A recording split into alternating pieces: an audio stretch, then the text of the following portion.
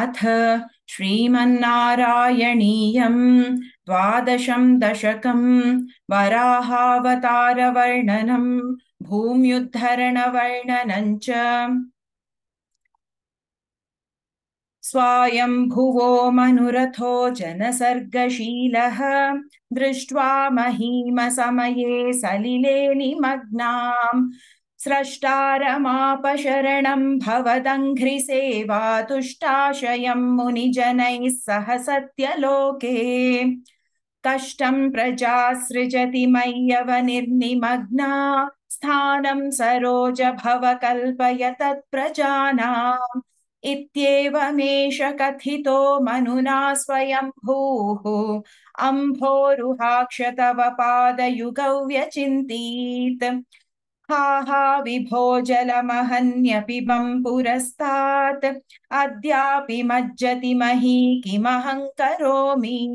इत्थं त्वदङ्घ्रियुगलं शरणय्यतोऽस्य नासापुटात् समभवः शिशुकोलरूपी अङ्गुष्ठमात्रवपुरुत्पतितः पुरस्तात् भूयोऽथ कुम्भिसदृशः समजृम्भथास्त्वम् अभ्रे तथाविधमुदीक्ष्य भवन्तमुच्चैः विस्मेरतां विधिरगात् सहसूनुभिः स्वैः कोऽसावचिन्त्य महिमा किटिरुत्थितो मे नासापुटात् किमु भवेदजितस्य माया इत्थौ विचिन्तयति धातरि शैलमात्रः सद्यो भवन् किल जगर्जिथ घोरघोरम् तन्ते निनादमुपकर्ण्य जनस्तपस्थाः सत्यस्थिताश्च मुनयो नुनुवुर्भवन्तम् तत्स्तोत्रहर्षुलमनाः परिणद्य भूयः तोयाशयौ विपुलमूर्तिरवातरस्त्वम् ऊर्ध्वप्रसारि परिधूम्रविधूतरोमा प्रोत्क्षिप्तवालधिरवाङ्मुखघोरघोणः तूर्णप्रदीर्णजलदः परिघूर्णदक्ष्णा स्तोतॄन्मुनीन् शिशिरयन्नवतेरिथत्वम् अन्तर्जलन्तदनु सङ्कुलनक्रचक्रम् भ्राम्यत्तिमिङ्गिलकुलं कलुषोर्मिमालम् आविश्य भीषणरवेण रसातलस्थान् आकम्पयन् वसुमतीम् अगवेशयस्त्वम् दृष्ट्वाथ दैत्यहतकेन रसातलान्ते संवेशिताञ्झटिति कूटकिटिर्विभो त्वम् आपातुकान् विगणय्य सुरारिखेटान् दंष्ट्राङ्कुरेण वसुधामदधा सलीलम् अभ्युद्धरन्नथ धरान् दशनाग्रलग्नमुस्ताङ्कुराङ्कित इवाधिकपीवरात्मा उद्धूतघोरसलिलाज्जलधेरुदञ्चन् क्रीडावराहवपुरीश्वर पाहि रोगात् इति श्रीमन्नारायणीये वराहावतारवर्णनं भूम्युद्धरणवर्णनं चेति द्वादशं दशकं समाप्तम् नारायणाखिलगुरो भगवन्नमस्ते नारायणाखिलगुरो भगवन्नमस्ते। अथ श्रीमन्नारायणीयं द्वादशं दशकं वराहावतारवर्णनं भूम्युद्धरणवर्णनं च। स्वायम्भुवो मनुरथो जनसर्गशीलः दृष्ट्वा महीमसमये सलिले निमग्नाम् स्रष्टारमापशरणं भवदङ्घ्रिसेवा तुष्टाशयं मुनिजनैः सह सत्यलोके कष्टं प्रजा सृजति मय्यवनिर्निमग्ना स्थानं सरोज भव कल्पय तत्प्रजानाम् इत्येवमेष कथितो मनुना स्वयंभूः अम्भोरुहाक्ष तव पादयुगौ व्यचिन्तीत् हा हा विभो जलमहन्यपिबं पुरस्तात् अद्यापि मज्जति मही किमहं करोमि इत्थं त्वदङ्घ्रियुगलं शरणय्यतोऽस्य नासापुटात् समभवः शिशुकोलरूपी अङ्गुष्ठमात्रवपुरुत्पतितः पुरस्तात् भूयोऽथ कुम्भिसदृशः समजुम्भथास्त्वम् अभ्रे तथाविधमुदीक्ष्य भवन्तमुच्चैः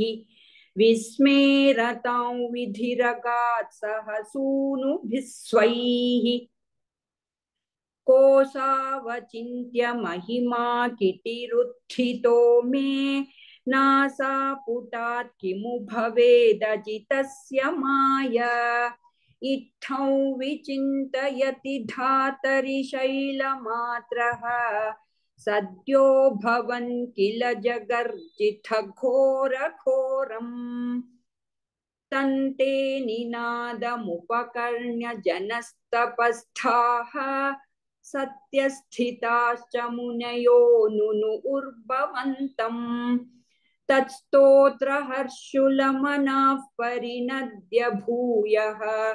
तोयाशयं विपुलमूर्तिरवातरस्त्वम् ऊर्ध्व प्रसारि परिधूम्रविधूतरोमा प्रोक्षिप्तवालधिरिवाङ्मुखघोरघोणः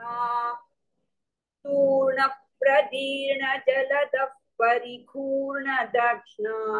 स्तोतॄन्मुनीन् शिशिरयन्नवतेरिथत्वम्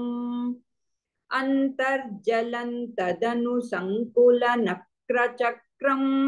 भ्राम्यत्तिमिङ्गिलकुलं कलुषोर्मिमालम्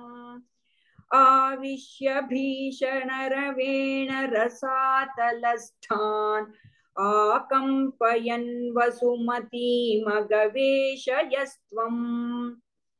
दृष्ट्वाथ दैत्यहतकेन रसातलान्ते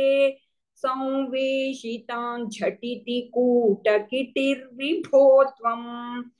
आपातुकानविगणय्य सुरारिखेटान् दंष्ट्राङ्कुरेण वसुधा मदधाः सलीलम् अभ्युत्थरन्नथ दरान् दशनाग्रलग्नमुस्ताङ्कुराङ्कित इवाधिकपीवरात्मा उद्धूतघोरसलिलाज्जलधेरुदञ्चन् क्रीडावराहवपुरीश्वर पाहि रोगात् इति श्रीमन्नारायणीये वराहावतारवर्णनं भूम्युद्धरणवर्णनं चेति द्वादशं दशकं समाप्तम् नारायणाखिलगुरो भगवन् नमस्ते नारायणाखिलगुरो भगवन् नमस्ते अथ श्रीमन्नारायणीयं द्वादशं दशकं वराहावतारवर्णनं भूम्युद्धरणवर्णनं च स्वायम्भुवो मनुरथो जनसर्गशीलः दृष्ट्वा महीमसमये सलिले निमग्नान्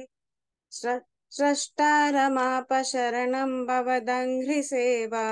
तुष्टाशयं मुनिजनैः सह सत्यलोके कष्टं प्रजा सृजति मय्यव निर्निमग्ना स्थानं सरोज भव कल्पय तत्प्रजानाम्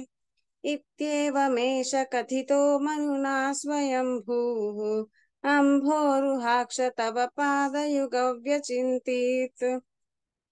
हा हा विभो जलमहन्यपिबं पुरस्तात् अद्यापि मज्जति मही किमहं करोमि इत्थं त्वदङ्घ्रियुगलं शरणं यतोऽस्य नासापुटा समभवः शिशुकोलरूपी अङ्गुष्ठमात्रवपुरत्पतितः पुरस्तात् भूयोऽथ कुम्भिसदृशः समजृम्भथास्त्वम् अभ्रे तथाविधमुद्दीक्ष्य भवन्तमुच्चैः विस्मेरता विधिरगात् सह सूनुभिः स्वैः कोऽसावचिन्त्य महिमा किटिरुत्थितो मे नासापुटात् किमु भवेदजितस्य माया इत्थौ विचिन्तयति धातरि शैलमात्रः सद्यो भवन् किल जगर्जित घोरघोरम् तन्ते निनादमुपकर्ण्य जनस्तपस्थाः सत्यस्थिताश्च मुनयो नुनुवुर्भवन्तम् तत्स्तोत्रहर्षुलमनाः परिणद्य भूयः तोयाशयौ विपुलमूर्तिरवातरस्त्वम्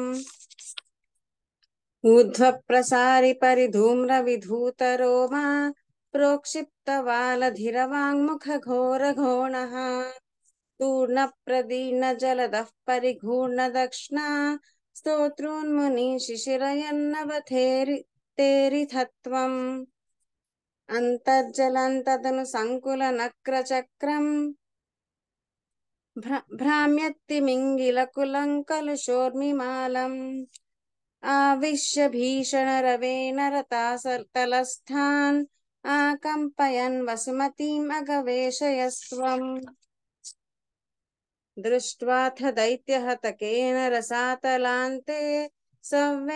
संवेशितान् झटिति कूटकीर्तिर्विभो त्वम् आपातु कानविगणय्य सुरारिखेटान् दंष्ट्राकुरेण वसुधामदधासलीलम्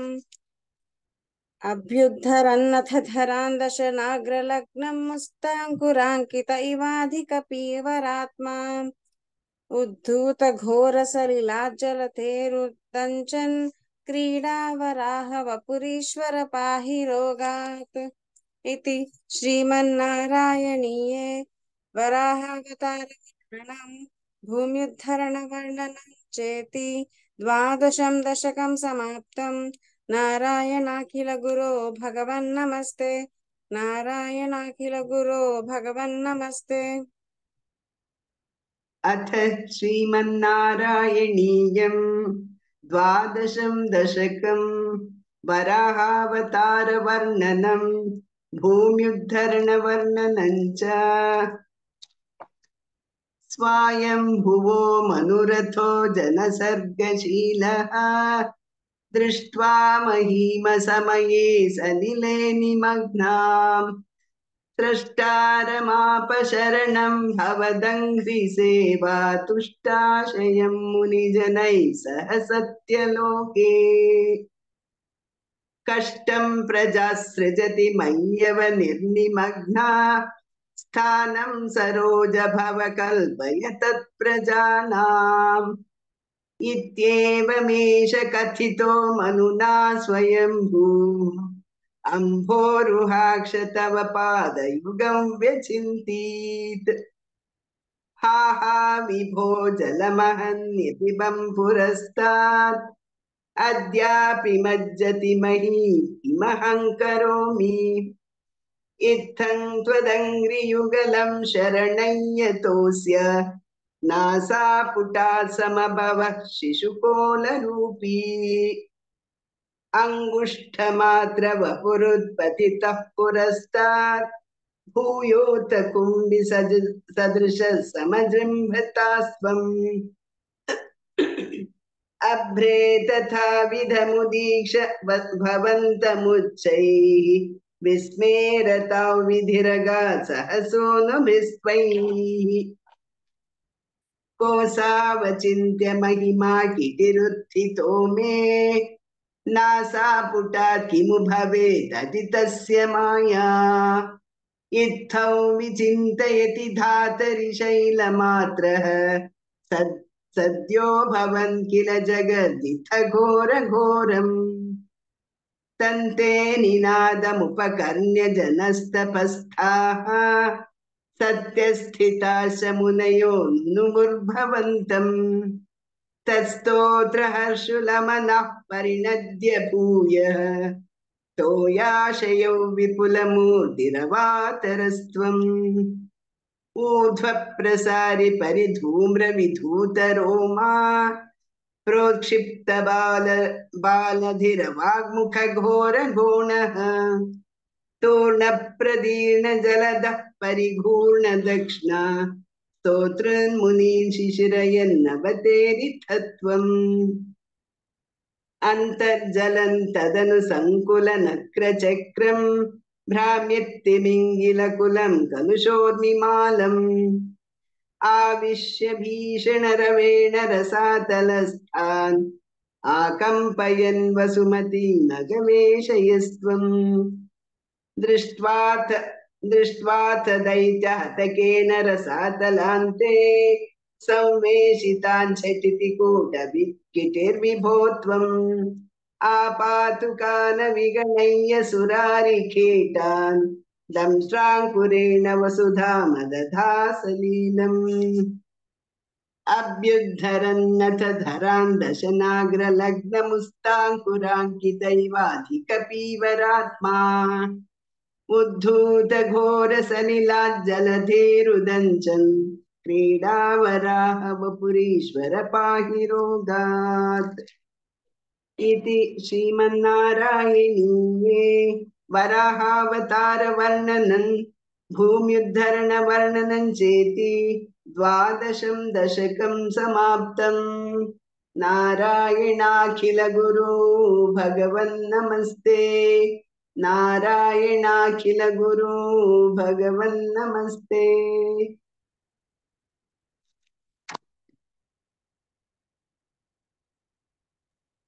அன்மியூட் பண்ணிக்கோங்க பகினி. அன்மியூட்.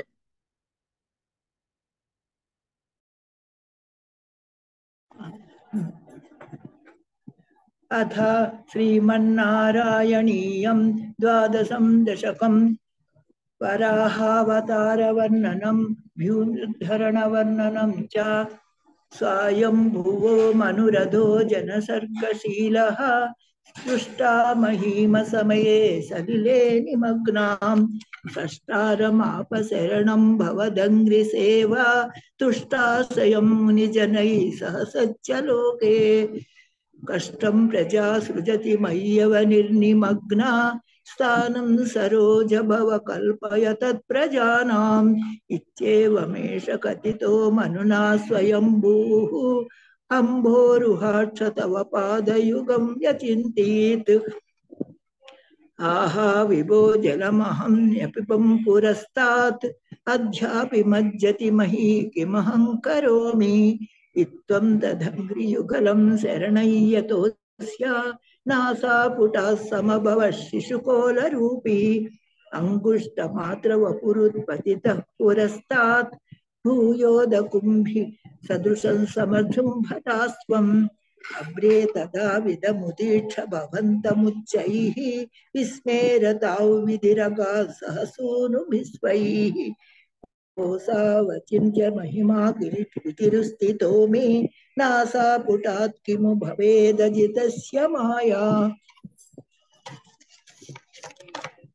इत्थौ विचिन्तयति धातरि शैलमात्रः सद्यो भवन् किल जगज्जितघोरघोरं तन्ते निनादमुपकर्ण्य जनस्तपस्ताः तस्य स्थितास्य मुनयो नुनुर्भवन्तं तत्स्तोत्र हर्षुलमाना परिणद्य भूयः तोयासयं विपुलमूर्तिरवातरस्त्वम् ऊर्ध्वप्रसारि परिधूम्रविधूतरोमा प्रोक्षिप्तवालधिरवाङ्मुखघोरगोणः तूर्णप्रदीर्णजलदः परिघूर्णदक्ष्णा स्तोत्रोन्मुनीन् शिशिरयन्नवतेरिधत्वम् अन्तर्जलं तदनु सङ्कुलनक्रचक्रं भ्राम्यत्तिमिङ्गिलकुलं कलुषोर्मिमालम् आविश्य भीषणरवेण रसातलस्तान् आकम्पयन् वसुमतीमगवेशयस्त्वम् दृष्टा ददैश्च हतकेन रसातलान्ते संवेशितां झटिति कूटकिटिर्विभो त्वम् आपातुकान विगणय्य सुरारिखेटान् दंष्ट्राङ्कुरेण वसुधामदथाः सलीलम् अभ्युद्धरन्नदधरान् व्यसनाग्रलग्नं मुस्ताङ्कुराङ्कित युवादिकपीवरात्मा उद्धूतघोरसलिला जलधेरुदञ्चन् क्रीडावराहवपुरीश्वर पाहि रोगात् इति श्रीमन्नारायणीये वराहावतारवर्णनं व्युद्धरणवर्णनं चेति द्वादशं दशकं समाप्तं नारायणाखिलगुरो भगवन्नमस्ते नारायणाखिलगुरो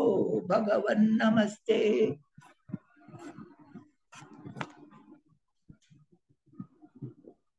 अथ श्रीमन्नारायणीयं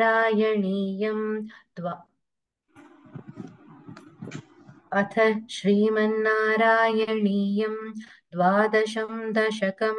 वराहावतारवर्णनं भूम्युद्धरणवर्णनं च स्वायम्भुवो मनुरथो जनसर्गशीलः दृष्ट्वा महीमसमये सलिले निमग्नाम् स्त्रष्टारमाप शरणं भवधङ्घ्रिसेवा तुष्टाशयं मुनिजनैः सह सत्यलोके कष्टं प्रजा सृजति मय्यव निर्निमग्ना स्थानं सरोज भव कल्पय तत्प्रजानाम् इत्येवमेष कथितो मनुना स्वयंभूः अम्भोरुहाक्ष तव पादयुगौ व्यचन्तीत् हा हा विभो जलमहन्यपिबं पुरस्तात् अद्यापि मज्जति महि किमहं करोमि इत्थं त्वधङ्घ्रियुगलं शरणय्यतोऽस्य नासापुटात् समभव शिशुकोलरूपी अङ्गुष्ठमात्रवपुरुत्पतितः पुरस्तात् भूयोऽथ कुम्भिसदृशसमजृम्भतास्त्वम् अप्रे तथा विधमुदीक्ष्य भवन्तमुच्चैः विस्मेरता विदीर्घात् सहसूनुभिः स्वैः कोसा विचिन्त्य महिमा किटिरुत्थितो मे नासापुटात् किमु भवेत् चितस्य माया इत्थौ विचिन्तयति धातरि शैलमात्रः सख्यो भवन् किल जगर्जित घोरघोरम् तं ते निनादमुपकर्ण्य जनस्तपस्ताः सत्यस्थिताश्च मुनयो नुनुहुर्भवन्तम् तत्स्तोत्रहर्षुलमनाः परिणज्य भूयः तोयाशयौ विपुलमूर्तिरवातरस्त्वम् ऊर्ध्व प्रसारि परिधूम्रविदूतरोमा प्रोक्षिप्तवालधिरवाङ्मुखघोरघोणः तूर्णप्रदीर्णजलदः परिघूर्णदक्ष्णा स्तोतृन्मुनीन् शिशिरयन्नवतेरितत्वम् अन्तर्जलन् तदनु सङ्कुलनक्रचक्रन् भ्राम्यत्तिमिङ्गिलकुलं कलुषोर्मिमालम् आविश्य भीषणरवेन रसातलस्तान् आकम्पयन् वसुमतीम् अगवेशयस्त्वम् दृष्ट्वाथ दैत्यहतकेन रसातलान्ते संवेशितान् झटिति कूटकिटिर्विभो त्वम् आपातु गाणविगणय्य सुरारिखेटान् दंष्ट्राङ्कुरेण वसुधाम ददाः सलीलम् अभ्युद्धरन्नतधरान् दशनग्रलग्नामुस्ताङ्कुराङ्गित इवाधिक पीवरात्मा उद्धूतघोरसलिला जलधेरुदञ्चन् क्रीडावराहवपुरीश्वर पाहि रोगात् इति श्रीमन्नारायणीये वराहावतारवर्णनं भूम्युद्धरणवर्णनं चेति द्वादशं दशकं समाप्तं नारायणाखिलगुरो भगवन्नमस्ते नारायणाखिलगुरो भगवन्नमस्ते।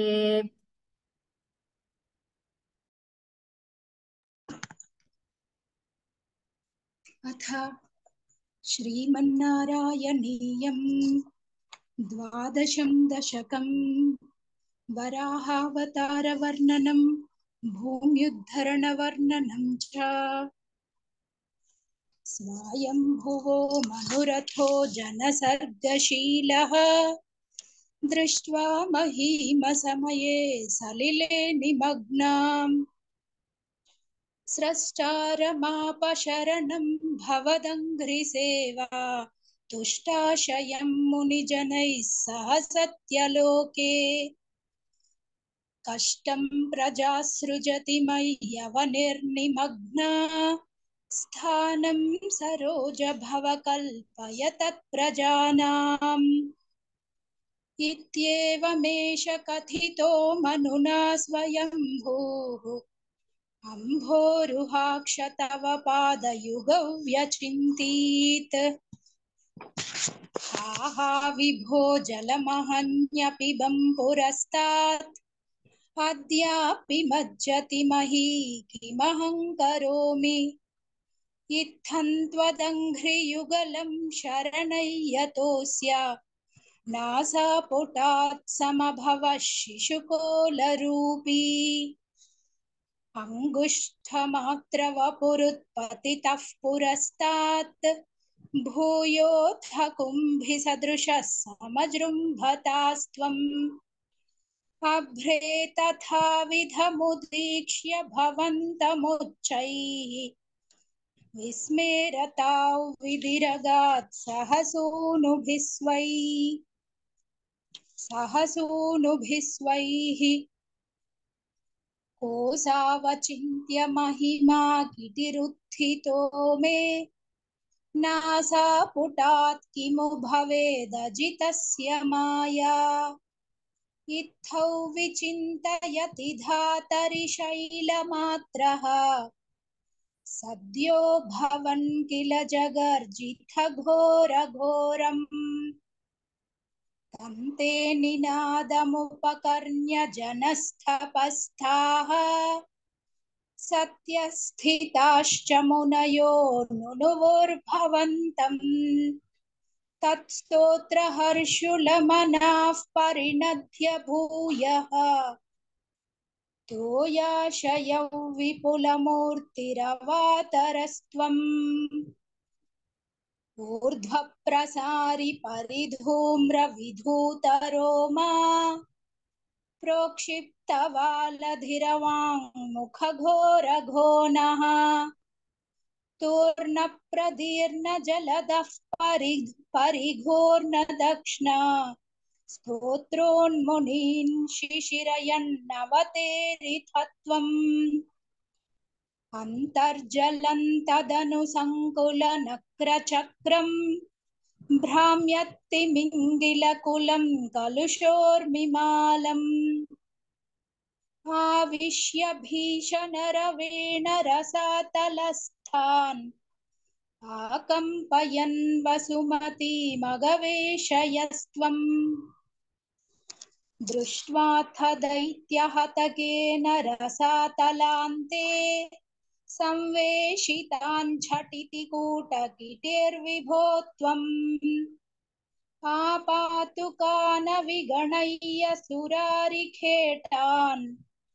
दंश्राङ्कुरेण वसुधामददः सलीलम् अभ्युद्धरन्नतधरान् दशनाग्रलग्न मुस्ताङ्कुराङ्कित इवाधिकपीवरात्मा उद्धात घोरसलिलाज्जलधेरुदञ्चन् क्रीडावराहवपुरीश्वर पाहि रोगात् इति श्रीमन्नारायणीये वराहावतारवर्णनं भूम्युद्धरणवर्णनं चेति 12 दशकं समाप्तम्। नारायणाखिलगुरो भगवन्नमस्ते, नारायणाखिलगुरो भगवन्नमस्ते।